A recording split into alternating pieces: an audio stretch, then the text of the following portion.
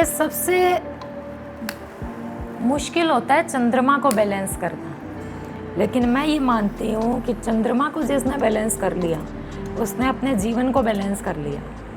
कि चंद्रमा विष दोष में है तो जितने भी मिल्क प्रोडक्ट हैं उनको चंद्रमा से देखा जाता है कि चंद्रमा यदि राहु के साथ है, चंद्रमा यदि केतु के साथ है, चंद्रमा यदि शनि के साथ है, तो उस व्यक्ति को दूध से संबंधित कार्य नहीं करना चाहिए। और इसमें चंद्रमा बिल्कुल अंशात्मक जो डिग्री के लिए जो देखते हैं ना, वक्री होके शनि चंद्रमा की तरफ आ रहे हैं लगभग 16 डिग्री पे, और चंद्रमा उसी अंश पे आगे बढ़ रहे हैं शनि की तरफ। तो बिल्कुल कंजक्शन है ये आपस में, युति इतनी गजब की युति है इसमें चंद्रमा और शनि की कि ऐसा व्यक्ति अकेला बैठा बैठा भी है ना सुखी नहीं रह सकता। यही है ना, तो टेंशन हो जाता है। हाँ, तो ये अकेला बैठा बैठा भी सुखी नहीं रह सकता है ऐसी स्थिति में। दूसरा, नवमांश जो इसमें पत्रिका में चंद्रमा जो है वो नीच राशि का है और शनि के साथ है वहाँ पर भी। अभी चल रही है इनको सूर्य की दशा, और सूर्य में शनि का अंतर चल रहा है। तो सूर्य और शनि नैसर्गिक शत्रु हैं, एनिमी है एक दूसरे के। होगा क्या कि ये शनि एक कारपेट बिछाएगा इनके सामने कि मैं ये कर लूँ, उसको उसका जो टारगेट है उस ग्रह का, शनि का, चंद्रमा के साथ होने से एक ही टारगेट है कि इनके मन को पीड़ित करना। अब वो मन को पीड़ित करने के लिए वो एक कारपेट बिछाएगा अपना इनके दिमाग में कि आप ऐसा काम करो, ये करो, वो करो। तो ये दूध से संबंधित कार्य करेंगे। दूध का, चंद्रमा का और उसका तो कोई शनि का कोई मेल ही नहीं है ना, इसीलिए तो उसको विष योग आ गए, विष बन जाएगा तुरंत। विष कहाँ बनेगा? इनकम हाउस में। हमारे ज्योतिष शास्त्र में आय भाव में प्रत्येक ग्रह को अच्छा माना जाता है। मैं भी कहती हूँ कि बिल्कुल बढ़िया है शनि, वहाँ पर आपको जीवन भर आय देगा। चंद्रमा भी अच्छा है, जीवन भर आय देगा। लेकिन ये देखिए कि चंद्रमा के घर में शनि है वहाँ पर। चंद्रमा के घर में मतलब कर्क राशि में शनि है, तो इन्होंने चंद्रमा के घर को भी खराब कर दिया, और चंद्रमा के साथ में है तो चंद्रमा को भी पीड़ित कर दिया। तो इस व्यक्ति को चेस्ट से संबंधित प्रॉब्लम हो सकता है आगे जाके जब चंद्रमा की दशा आए। और बहुत कम पत्रिका मैंने देखी है, बहुत कम, जो बहुत ही उच्च पदाधिकारी होते हैं या बड़े बड़े मतलब जो धार्मिक जो पद होते हैं उन पर अधिष्ठित होते हैं, कि जिनका सूर्य भी लगन से संबंधित हो और उस सूर्य के ऊपर गुरु का प्रभाव हो। क्योंकि सूर्य अहंकार का कारक है, खराब सूर्य। अच्छा सूर्य तो स्वाभिमान देता है, नीच का सूर्य में शनि का अंतर, शनि चंद्रमा के साथ, शनि की तीसरी दृष्टि लगन पर और शनि की 10वीं दृष्टि लग्नेश पर। तो पूर्ण रूप से कमिटमेंट कर दिया है शनि ने आपके साथ कि मैं दुख दूंगा, क्योंकि काल पुरुष का दुख होता है शनि। इस पत्रिका में लग्नेश के शत्रु हैं चंद्रमा, क्योंकि एकादश भाव में स्वराशि का चंद्रमा होने का मतलब है कि कन्या लगन हो गया, तो लग्नेश के शत्रु हो गए चंद्रमा। बुध और चंद्रमा की शत्रुता है, और बुध के घर पे शनि की दृष्टि है, चंद्रमा को पीड़ित करके वो शनि देख रहे हैं, हर काम में डिले करते हैं। अब ऐसे में व्यक्ति को दूध पीना भी नहीं चाहिए, और रात को विशेष रूप से। हमारे बॉडी में 72% पानी होता है, ठीक है, और चंद्रमा उसका कारक होता है 72% का। अब वो 72% जो भी आपकी बॉडी में नसों के माध्यम से जो चल रहा है, ब्लड चल रहा है, उसमें शनि ने विष उत्पन्न कर दिया। दूध पीते ही विष हो गया उसका। वो दूध आपकी बॉडी में कुछ काम नहीं कर रहा है। या तो उससे बीपी हाई कर देगा वो, या आपके डायबिटीज़ को बढ़ा देगा। एक चीज़ और है, एक पत्री और थी यहाँ पर, हाँ, उसमें ये था कि चंद्रमा केतु के नक्षत्र में है। केतु क्या करता है? डिटेच करता है। अब चंद्रमा की दशा चल रही है, केतु के नक्षत्र में चंद्रमा क्या करेगा? उसको ऐसा बना देगा व्यक्ति को कि यहाँ बैठा है तब वो कह रहा है नहीं मैं ये कर सकता हूँ, आई हैव डन, मैंने कर लिया। वहाँ जाएगा तो कहेगा नहीं मेरा मन नहीं है। फिर 2 दिन बाद वो कुछ और बोलेगा, क्योंकि उसका कंट्रोल ही नहीं है अपने मन के ऊपर। चंद्रमा पीड़ित हो, दूसरा गोचर अपने पक्ष में नहीं हो, और सूर्य गुरु के प्रभाव में नहीं हो,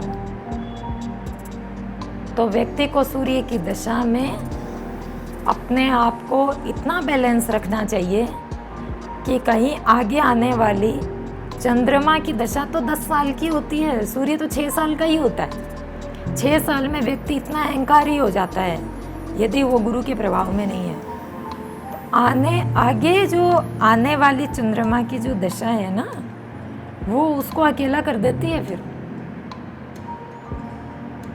और उसके लिए सूर्य में शनि का अंतर जैसे स्टार्ट होता है, वैसे ही वो चंद्रमा की दशा की भूमिका बननी शुरू हो जाती है 3 साल पहले ही। सूर्य है, सूर्य शनि के नक्षत्र में है, तो पूर्ण रूप से जो सूर्य की दशा होगी ना इनके लिए, वो शनि के प्रभाव को लेके चलेगी। और सूर्य की जो दृष्टि है वो लगन से संबंध है उसका, सूर्य का। तो हानि भाव का स्वामी हानि ही करता है। तो हानि कहाँ की कर रहा है? व्यापार की कर रहा है। व्यापार ये करने जा रहे हैं, तो कम से कम सूर्य की दशा में इनको किसी भी व्यापार को नहीं करना चाहिए। कि ये जो पुराने व्यापार हैं या जो व्यापारिक संबंध है, उनको भी तोड़ने का कार्य करेगा सूर्य यहाँ पर। कोई भी व्यक्ति हो इस संसार का, जिसको 3 चीजें चाहिए, नाम, दाम और चाम। चाम मतलब ब्यूटी। जिस व्यक्ति को नाम चाहिए, जिसको पैसा धन दौलत चाहिए, जिसको प्रेम चाहिए, अट्रैक्शन चाहिए, उन तीनों पे ग्रह गोचर प्रभावित करते हैं, उनको कुंडली लागू होती है। उसके अलावा जो होते हैं वो कोई यति मुनि होते हैं, जिनको ना नाम चाहिए ना दाम चाहिए, और सुंदर सुंदर दोनों उनके लिए बराबर होते हैं। तो यदि इन 3 चीज़ों से प्रभावित कोई भी व्यक्ति है, तो उस पे ग्रह गोचर काम करते हैं, और उनके ऊपर जिद नहीं चलती व्यक्ति की। मैंने ये शब्द का प्रयोग इसलिए किया है कि सूर्य किसी की सुनता नहीं है, क्योंकि राजा की संज्ञा दी है ज्योतिष में उसको। और राजा नीति कुशल भी हो सकता है यदि उस पे बृहस्पति का संबंध हो। यहाँ नहीं है, इस पत्रिका में नहीं है। और राजा निरंकुश भी हो सकता है। तो सूर्य यदि नीच का है और लगन पर उसका दुष्प्रभाव आ रहा है, हानि भाव का स्वामी है, उसके पास डिपार्टमेंट ही हानि का है, और उसमें व्यक्ति यदि ये करता है कि मेरे को करना ही है, तो वो सूर्य निश्चित रूप से हानि करवाने के लिए ये विचार दे रहा है। ये जितने भी काम करेंगे सूर्य की दशा में, सब में हानि उठानी पड़ेगी। आत्मा का कारक सूर्य है, पिता का कारक सूर्य है, हड्डियों का कारक सूर्य है ना। तो पिता से संबंध खराब होंगे, संबंध खराब नहीं होंगे तो पिता का स्वास्थ्य खराब हो जाएगा।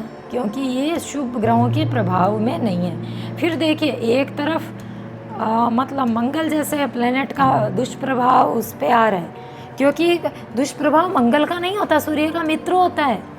ये चीज़ ज्योतिष के जो भी प्रेमी हैं वो कह सकते हैं कि सूर्य मंगल तो मित्र है, लेकिन यहाँ मित्र नहीं है, क्योंकि बुध ग्रह का लगन है ना, तो मंगल यहाँ शत्रु हो गए, नैसर्गिक शत्रु हैं। डिपार्टमेंट क्या है, शत्रुता का है उनके पास में, टेंशन्स का है। तो जो भी व्यक्ति इसमें कार्य करेगा उसमें वो बदलाव करेगा, क्योंकि अष्टमेश है वो। तो अष्टमेश होने के कारण मंगल ऐसे पीड़ादायक बदलाव लाएगा और सडनली लाएगा, क्योंकि केतु भी अष्टम में बैठे हैं यहाँ पर। कभी वो राहु से पीड़ित हैं, कभी केतु से हैं, और कभी शनि के दृष्टि में है, तो वो वहाँ भी शुद्ध नहीं है कहीं ना कहीं। फिर वो पूरे दिन में जितनी देर व्यक्ति जगता है तो उसकी स्थिति हर बार अलग हो जाती है, हर घंटे अलग हो जाती है मोटे रूप से। और जिसका बाई बर्थ चंद्रमा खराब है तो उसका तो अच्छा। फिर देखिए आप एक चीज़ और, जो इस जन्मपत्री में खास जो बात है वो, हम शनि के 7.5 की बात करते हैं।